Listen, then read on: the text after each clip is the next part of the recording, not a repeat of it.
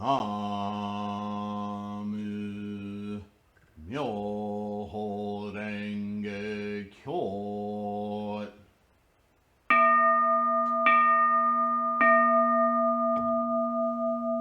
Namu Myoho Renge Kyo.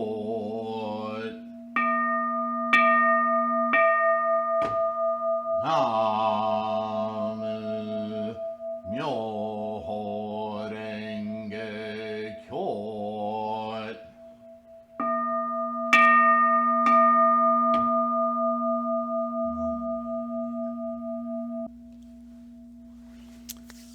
Hi friends, Namo Myoho Renge Kyo.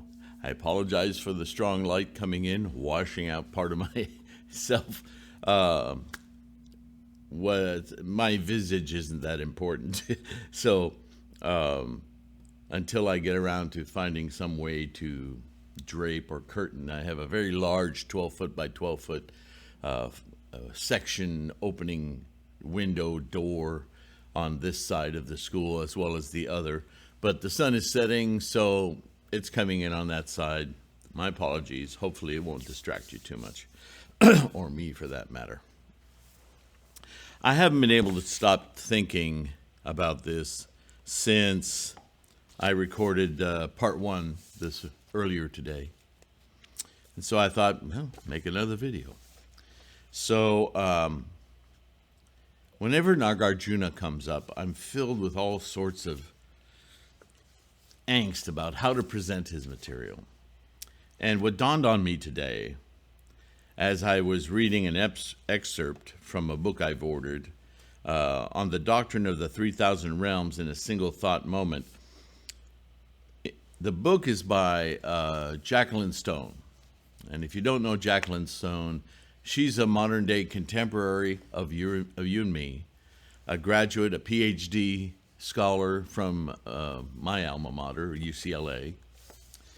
And she is quite a historian of the medieval Japanese eras and the Buddhism and the entirety of Buddhism, but with she's written extensively on Nichiren.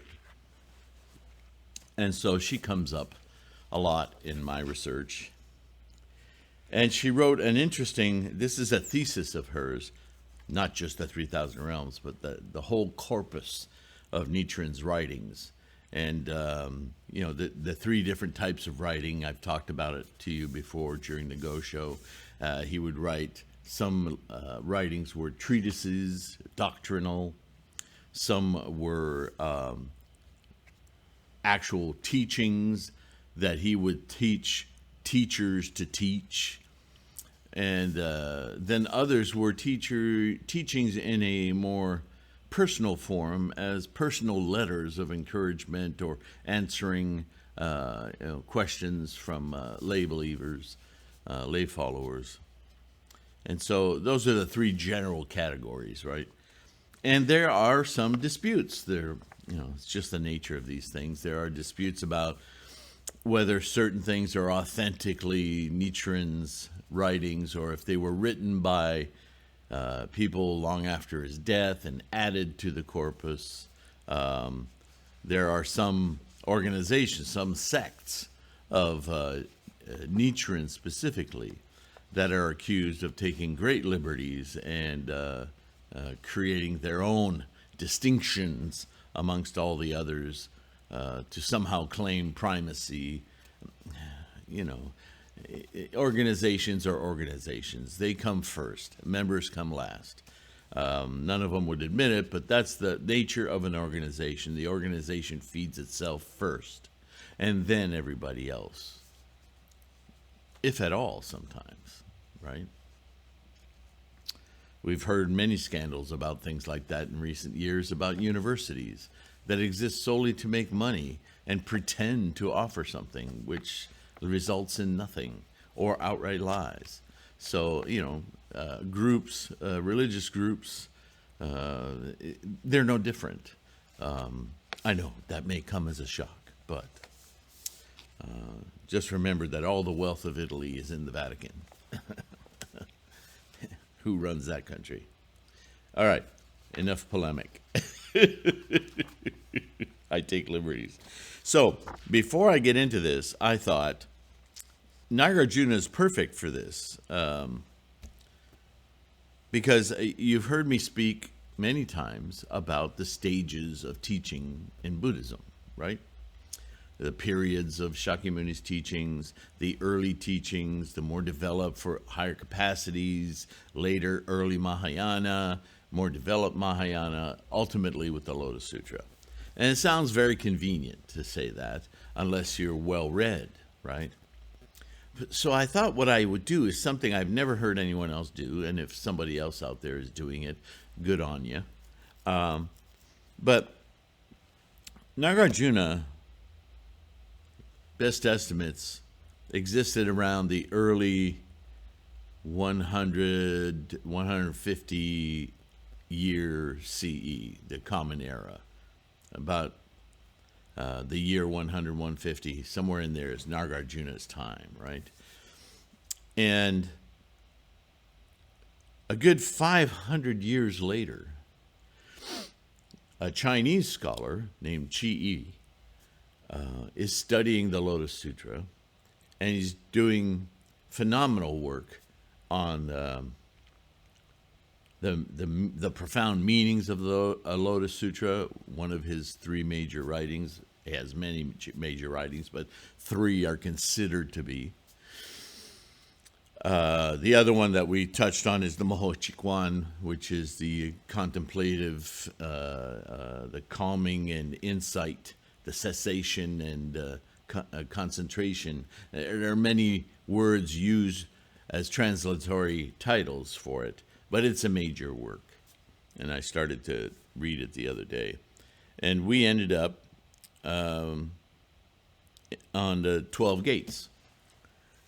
And I want to illustrate this continuity conceptually so that you really, I hope you get insight from this as to why I continue to repeat that and where you may have heard it elsewhere, these levels of Buddhism. And so I'm going to finish what I started on the causal, that first, what's the word, Sylvain? The first, you talked about Mahayana, and then the causal conditions, right? The first of the 12 gates. And I'll continue right from where I left off in part 1. If either self-existence or other existence exists, then an existing thing indeed would be proved. So, I'm going to finish this other paragraph before I get too deep into it. And then I want to read you some of Jacqueline Stone's writings on the Tendai, which is Chi's sect. The Tentai from China turns into Tendai in Japan. And Nichiren is greatly influenced by this teaching, right? As well as Miao-lo and Dengyo. All of them are a lineage straight back to Chi.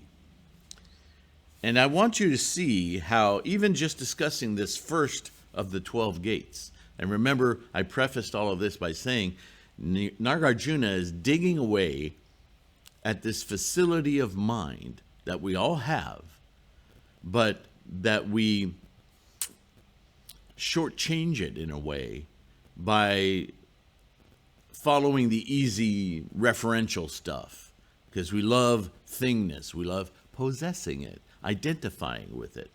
And Nagarjuna is trying to knock this wall down so that we can perceptually open our mind up to the idea that all of this is empty.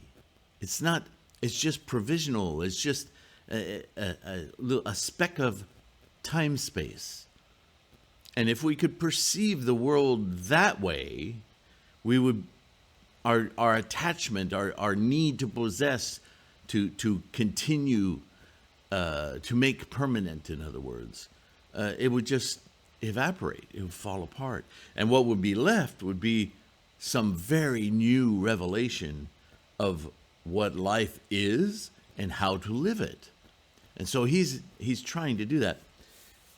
And the threefold lotus, or the threefold, the 3,000 realms, you've heard me talk about many, many times. I have many videos on this channel about the 3,000 realms, describing the very origins of life with the nidana and the dependent origination. And we really get into this soup of how we come to be and what being is another avenue into that same area of the mind.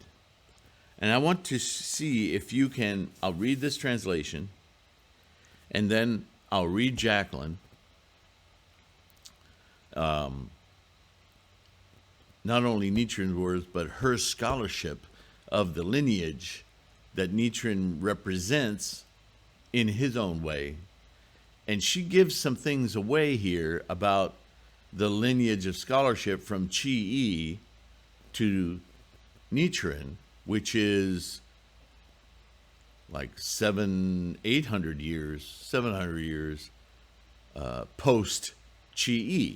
So we go from Nagarjuna around the first, the 100-year, what do you call it? It's not the first century. It's, well, it is a century, the 100 AD, okay? 150 AD.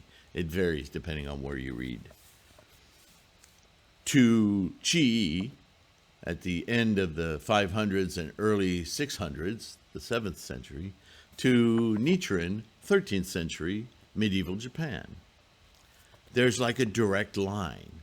And I want to see if you can experience it with me, because that will explain to you this idea that the teachings are all the same, but they're delivered to different levels of understanding as needed by the people of that time. There were people that needed to have Nagarjuna slice and dice this thing for them, and Chi comes later and deeply considers these concepts in a different way, but same thing. And then Nichiren,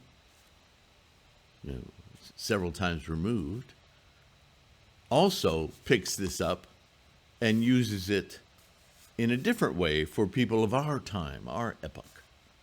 All right, so let me go ahead with Nagarjuna's 12 gates. I'll continue where I started with the causal conditions.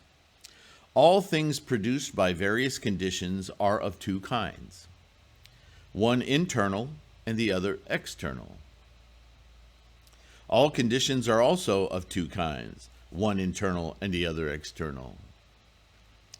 External causal conditions are, for example, clay, turning string, and a craftsman. Together, they produce a jar. As another example, a rug is produced from the causal conditions of yarn, a loom, and a weaver. Similarly, site preparation, foundation, poles, wood, mud, grass, and labor are examples of external causal conditions. Remember what I said earlier in part 1?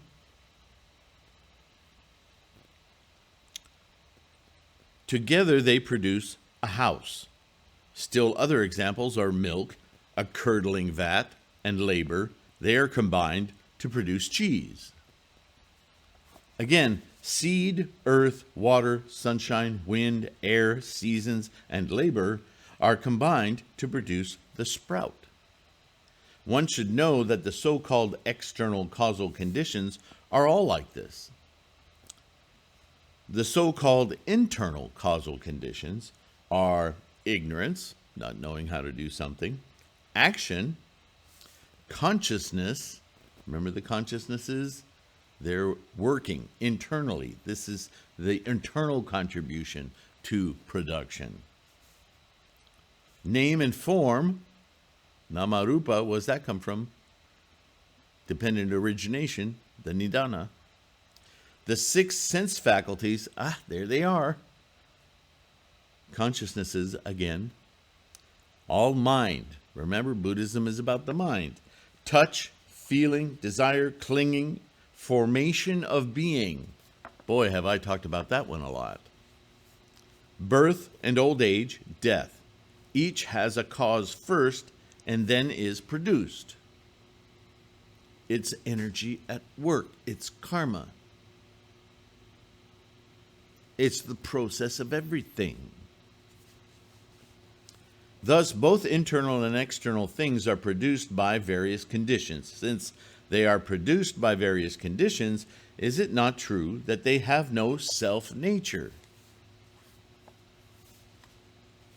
Can there be the consciousness of feeling without a feeler?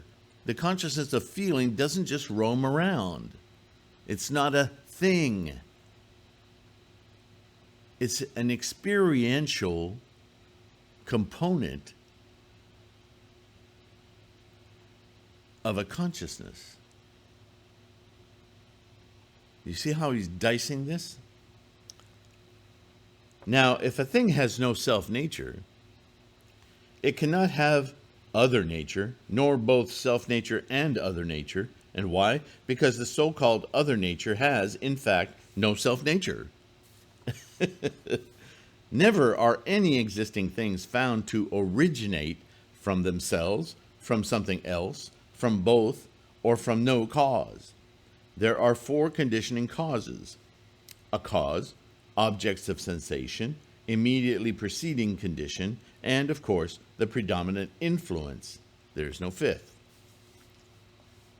All right, so I'm going to stop there. If there is an absence of a self-existing thing, how will another existing thing come into being? Do I need to read more?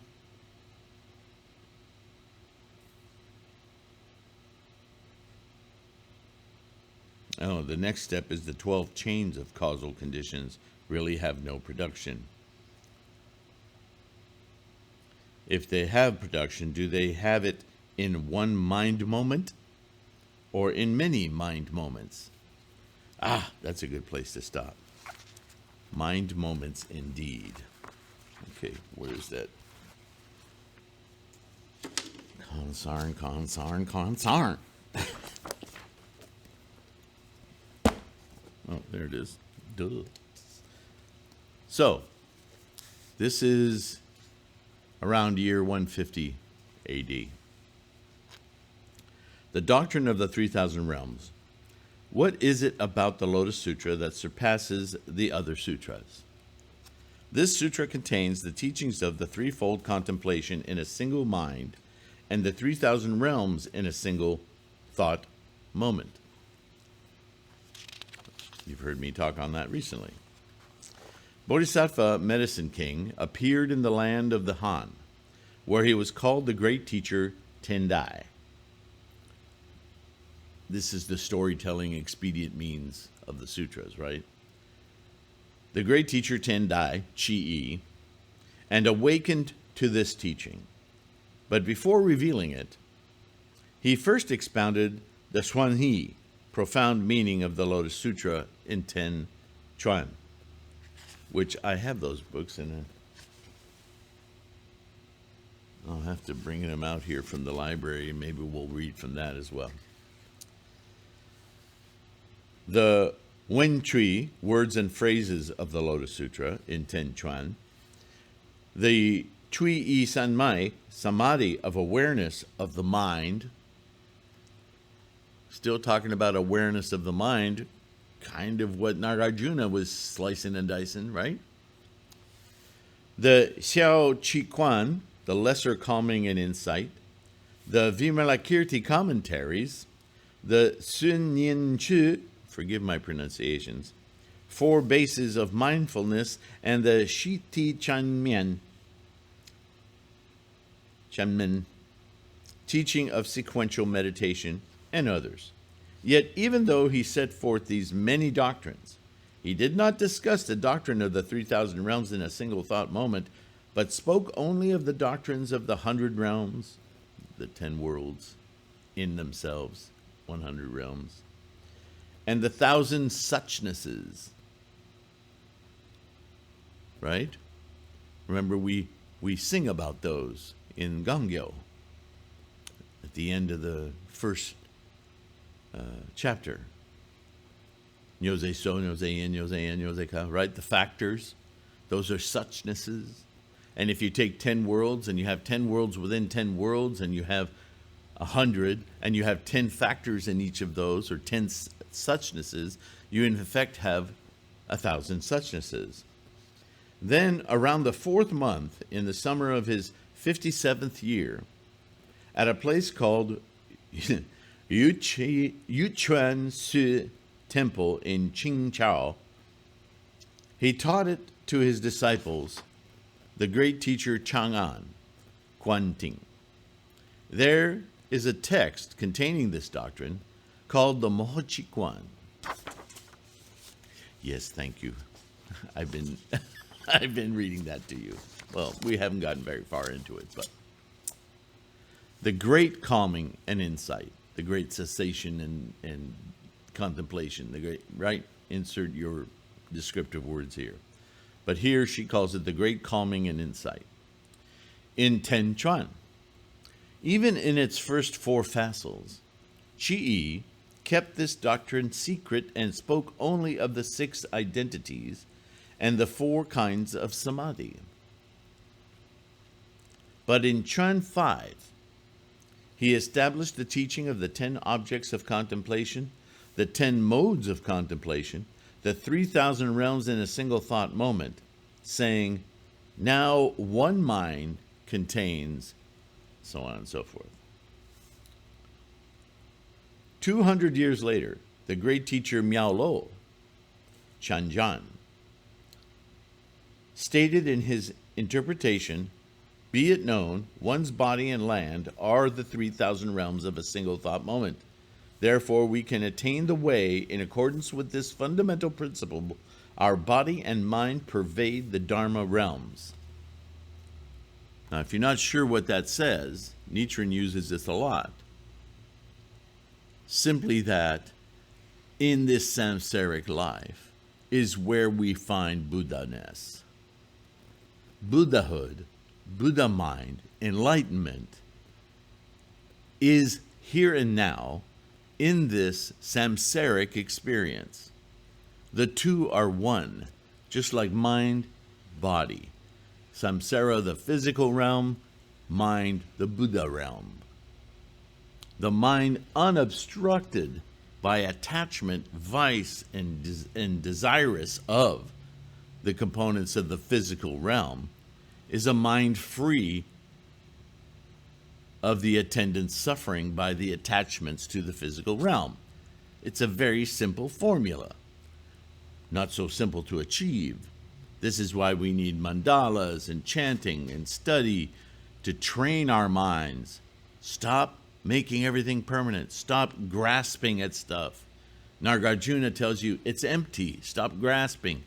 Chi tells you this is all within your capacity of your human mind. It's happening every moment in thousands of ways. You have choices you're not even conscious of. And Miao-lo says, right here and now is enlightenment. It's nothing other than this, albeit a paradigm shift, a perceptive shift, right? Our body and mind pervade the Dharma realm. This doctrine of the 3,000 realms in a single thought moment, or the threefold contemplation in a single mind, derives from the passage setting forth the 10 suchnesses in the first roll of the Lotus Sutra.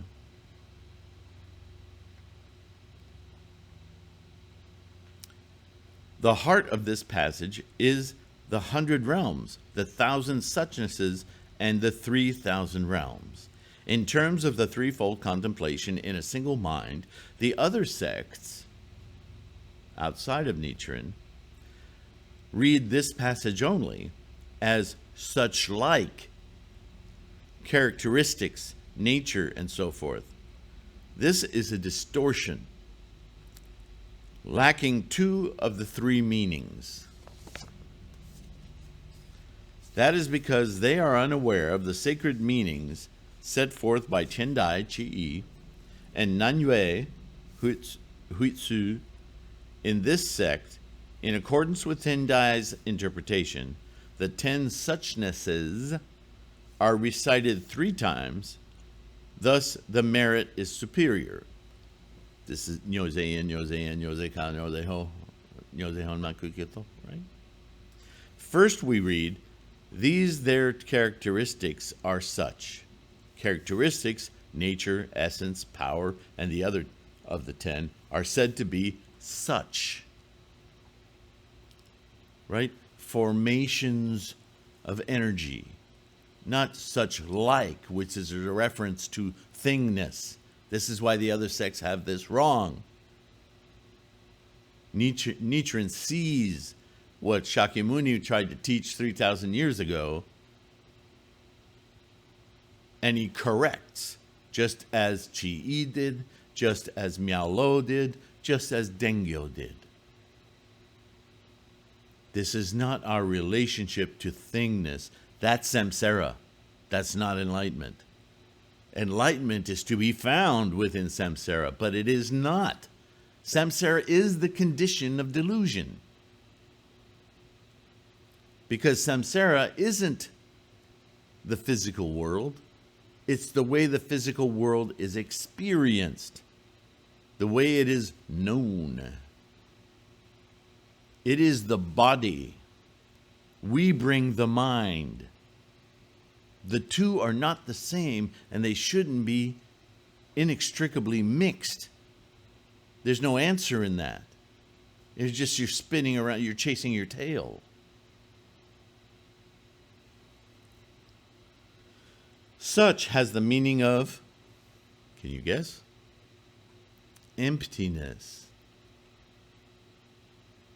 Because there's nothing there. It's just energy. There's no thing there. There's a process there, and you're observing it, but your samsaric mind wants to make it solid so that you can own it, have it, experience it as your own. This is mine. I look out of my room and I see my view. No, you don't. You see a wonderful expanse, a view, but it's not, it doesn't belong to anyone. It's simply happening. And you're witnessing. You see, there's a different perceptive shift there that liberates your mind to experience it without having to own it. When we recite and contemplate this, then we are ourselves the recompense body Tathagata and the 84,000 Dharma teachings. When we chant Myoho Renge Kyo, we are the reward body. I've talked about the 3 bodies of Buddha before, right? The reward body, the manifest body, the Dharma body. Well, she's going to show you how the 3,000 realms obviates this. This is also called prajna, wisdom, Buddha wisdom. Second, we read, their such like characteristics, their suchnesses.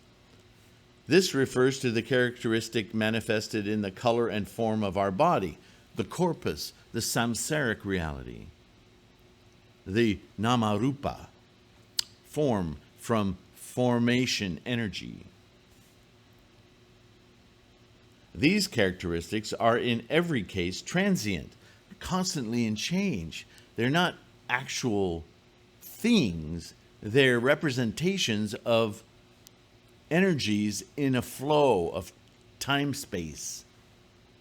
Get with that thinking. Because this viewpoint is applied to characteristics, nature, essence, power, and all the others of the 10 suchnesses, the 10 Dharma realms are all said to be the truth of provisional existence and have the meaning of transitoriness. When we thus read the passage and contemplate this, then we ourselves are the manifested body of Tathagata. the manifest Buddha. Where does the Buddha manifest? Right here in samsara. The mind is an emergent property of the body. The body is the what? Apparatus to sustain the mind of correct perception. This is also called emancipation, liberation. You hear this from the Four Noble Truths. Liberation from dukkha, from cravings, from attachment, from solidity, from physical reality. It's physical and it's real, but only as a process, not as a static thing. Third, we read their characteristics are like this. Jose Sho. This refers to the middle way and is the form of the Buddha's Dharma body. When this clicks, you have the Buddha mind. When, this is great stuff. When, in this way, we read and contemplate, we ourselves are the Dharma body Tathagata. This is also referred to as the middle way, the Dharma nature, nirvana, and quiet extinction. These three correspond to the three bodies, Dharma, recompense, and manifested, to the three truths, emptiness, provisional existence, and the middle, and to the three virtues, the Dharma body, prajna, and emancipation. I'm going to stop there and remind you of what I spoke about just a couple of videos ago. And it must have sounded like gobbledygook to some of you. But I was talking about coursing the path in samsara, with on the one side, all of this clutter, this stuff, this matter. And on the other, energies of formation. Formations, energy of formations. The formed, the produced, to use Nagarjuna's terms, and the energies of formations leading to the apparition of the produced, which we know better, and we walk the middle path. She just described it in a whole different way, using the 3,000 realms, which derives from awareness of the mind's workings, how the mind is attached versus how the mind is liberated. And the ultimate thing you need to realize is the mind is the vehicle for our understanding of the body. Don't let the body run the mind. Have the mind run the body. This triple-bodied Tathagata exists nowhere else. We ourselves are precisely the entity of the ultimate of the three virtues, the Buddha of original enlightenment who possesses the three bodies in one. One who knows this is called a Tathagata, a sage, awakened. One who does not know it is called an ordinary worldling, an unenlightened being, or deluded. All right, I could keep going, but I have a feeling, that's not getting too long.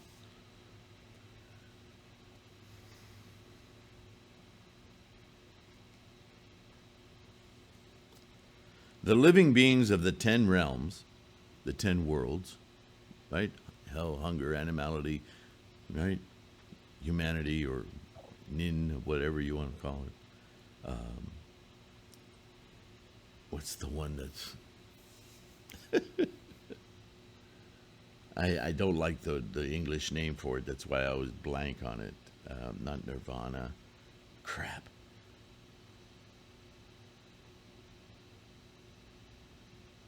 Rapture. I got to come up with a different name for that stupid thing.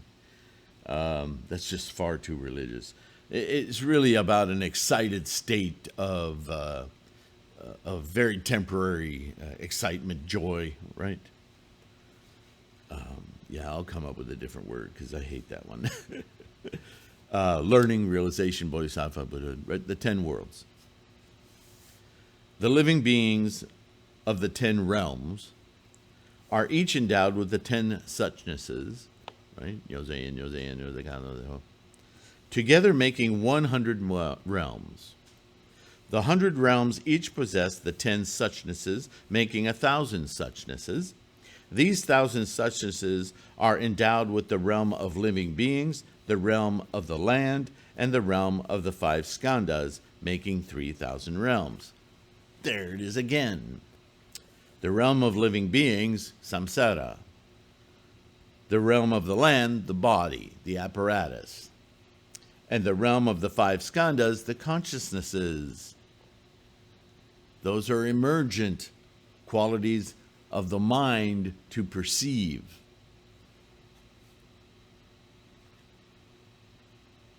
The physical forms which appear as the 100 realms all have the significance of transience, and thus represent the single truth of the provisional existence.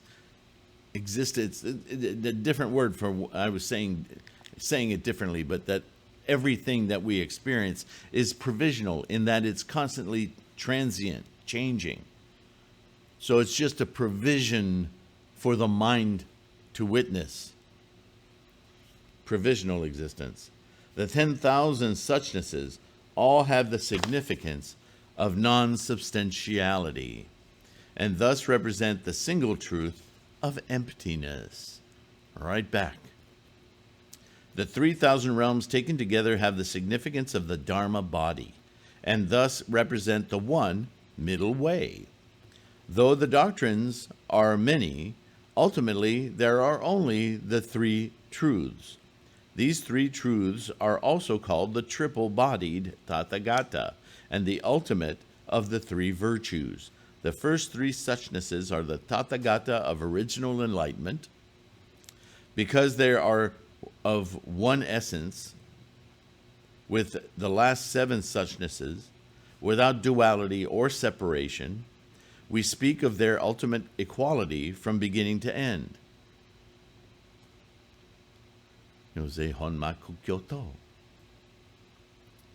Beginning indicates the Buddha nature, while end indicates the Buddha who has yet to emerge, and refers to the 9 realms: hell, hunger, animal, so on.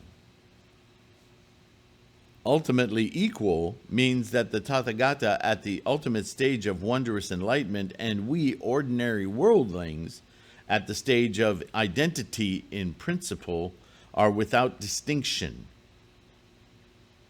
This is called ultimately equal. It is also called the teaching of the Lotus Sutra of impartial great wisdom. The first 3 suchnesses of us living beings are the Tathagata of original enlightenment, since they are equal to the Buddha of wondrous enlightenment, who awakens to and manifests this Tathagata of original enlightenment. We are the father and mother of wondrous enlightenment, and the Buddha is the child we have begotten.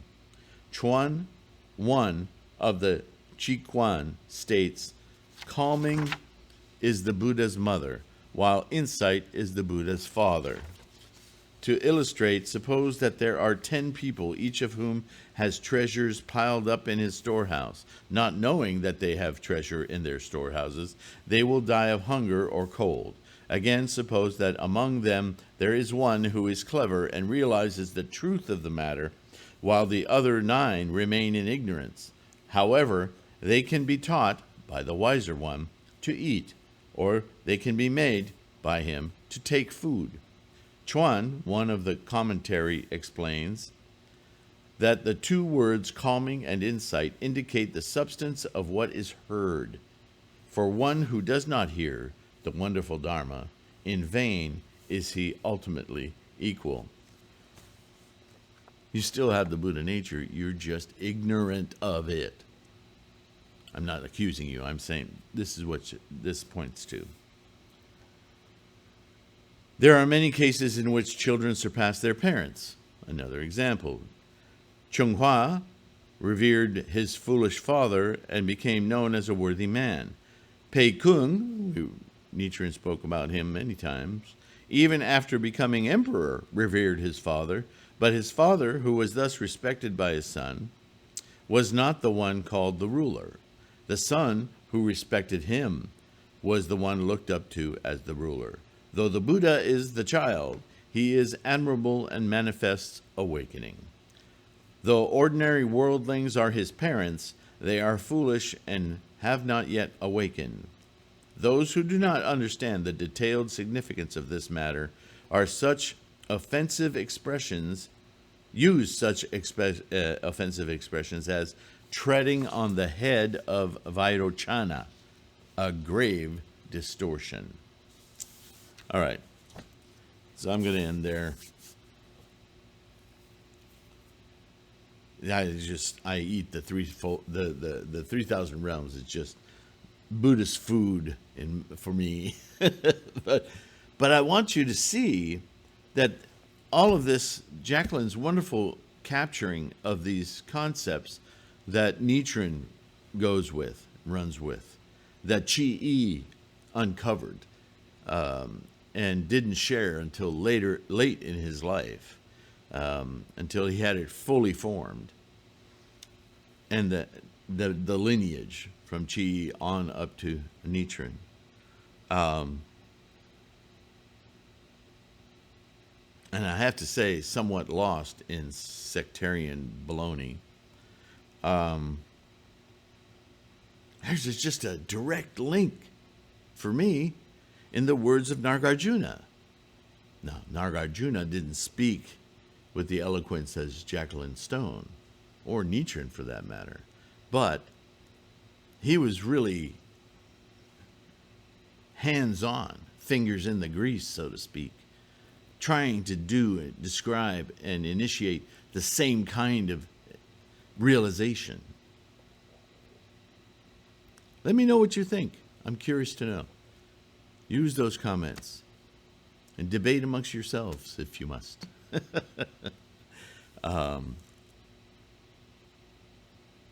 This is why studying Buddhism excites me. As no matter where I go to look, as far away from Nichiren as I can go in the teachings, the valid teachings of Shakyamuni's Buddhism, I keep getting bounced right back to what I've learned from Nichiren. Nichiren talks about Tendai. I go study Tendai, and I go, oh, that's where Nichiren got this. It was, well, Chi was saying it.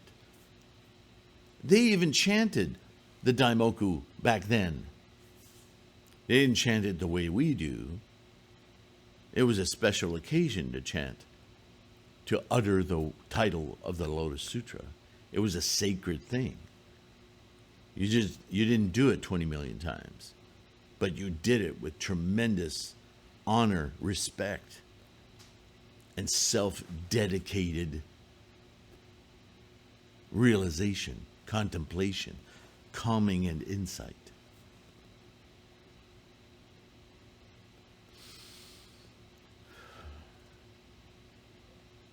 So if some of you were under the impression that Nichiren invented chanting Daimoku, I'm sorry. He systematized it. He made it painfully easy for us to awaken our Buddha mind. But how many hundreds, how many centuries between him and Chi-I? It's been around a long time. So, on that note, this will be a strange video to title because it's the same thing, but it's two different things. Samsara. What a mess. Namo Myoho Renge Kyo. Thanks for listening, sticking with me. Thanks for your support. Take care of your health. Be kind. I'll see you in the next one. I'm just going by the skin of my enlightenment. I don't know what I'm going to read next. If you have a suggestion, as always, I want to hear it. But this stuff has just been coming to me, so I'm sharing it with you. And I'll see you in whatever the next one may be. Take care of yourself till then. Bye for now.